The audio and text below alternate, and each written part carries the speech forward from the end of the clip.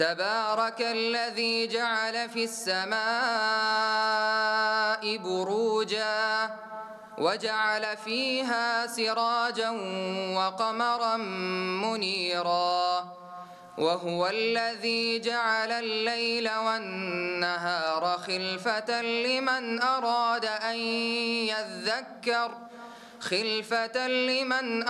أن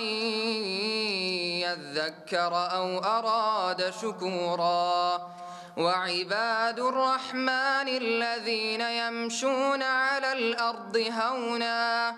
وإذا خاطبهم الجاهلون قالوا سلاما والذين يبيتون لربهم سجدا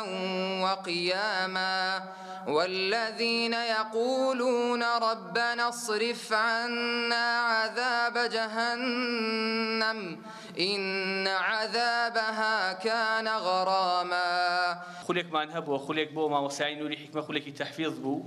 پێمان خۆش بوو ئاهەنگێکیان بۆ بگێڕین وەکو دەستخۆشیەک بۆ بەڕێزیان جا دوجار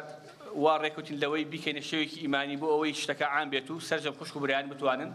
بەشدار بن جەنابی مامۆستا تەشریفی هێناوە و داواکاری خوای پەروەردگار تەوفیقی بدات و ئێوەش سوود لە قسەکانی مامۆستا وەرگرن. بۆ لێرەوە زۆر بە زەروری دەزانم دەستخۆشی لەو خوشک و برا بەڕێزانە بکەم کە هەستاون بە جێبەجێکردنی ئەو خولی تەحفیظە و أو امتحاناتا دعاء خير من هي بويان بيروز بايد سكوتوكان كينو داواكان بردوان باللسر أو الرجاء. يا رسول الله يا وصفتو كي لا يقينا كسايا وصفتو خالقي عالم بصايا أي سريمن بيب قرباني قد بلايتو بلبل الروحم هميشا يا عاشق شيدايتو أو كساي خوشت أبي خم بقرباني أكايا شايستاي وصفي عزيزم چون أزانم تاكيتو ظلمتيش دنيا بپوشي ريبيني عاشقت برشكسنا بين لساي سنتي رناكيتو هر لسر زوي تا عرشي أعلى بركان لصلوات بو رسول الله. برزان هر بكرتي باسي كم بيش بركب كين ام بيش بركة تايبتا للقي نوري حكمي لقي شعر الزور كورزانة انجام ادري بناي بيش بركي نوري دلان كتايبتا بقراني بيروز بيش بركي يكم بو تايبت بو بخوين كاراني القشار الزور بيش بركي دوام تايبت كرابة مع مصاياني القشار الزور كتيدا بو عمو تبارك بيك و عمش بجيا بو عمو تبارك دوانزا مع مصابش داريان كردوا كسير نفر لو مع مصايانة تواني وانا صد بدز بيان بلي صد بو ام صد سي نفراء يما قرعا كين بو يكمكا احيا علوم دين دان راوا كلوا كتابكا بو دومش صحيح بخارية كم كتابية سيما قشر صحيح بخارية بلام يكبر قاويان أما هر سيكيان هر يكم بونا ما مصايانا صديان بدس يناوا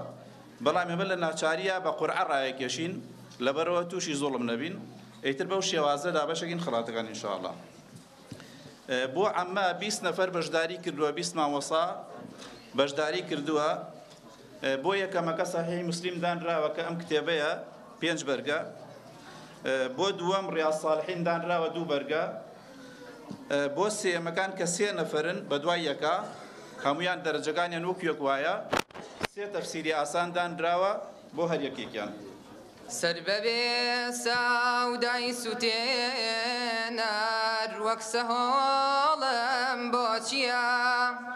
سر ببێ ساودای سوتێنەر وەک سەهۆڵم بۆ چییە دڵ بەبێ عیلمی لە دوونی تاسی چۆڵم بۆ چییە دڵ بەبێ عیلمی لە دوونی تاسی چۆڵم بۆ چییە گەر بە گەنجی ڕێگە نابڕم شان بە شانی سالیکان گەر بە گەنجی ڕێگە نابڕم شان بە شانی سالیکان لاشێکی پیر و پۆسی و چنگێ خۆڵم بۆ چییە لاشێکی پیر و پۆسی و چنگێ خۆڵم بۆ چییە خۆی نەباخشێ پێم بەلامسی هەست و دەرکی معنەوی خۆی نەباخشێ پێم بەلامسی هەست و دەرکی معنەوی بەم هەموو عەیبە و عابای فێش و فۆڵم بۆ چییە بەم هەموو عەیبە و عابای فێش و فۆڵم بۆ چییە سەر بەبێ ساودای سوتێنەر وەک سەهۆڵم بۆ چییە سەر بەبێ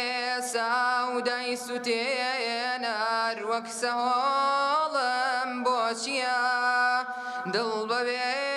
عیلمی لە دوونی تاسی چۆڵم بۆ چییە دڵ بەبێ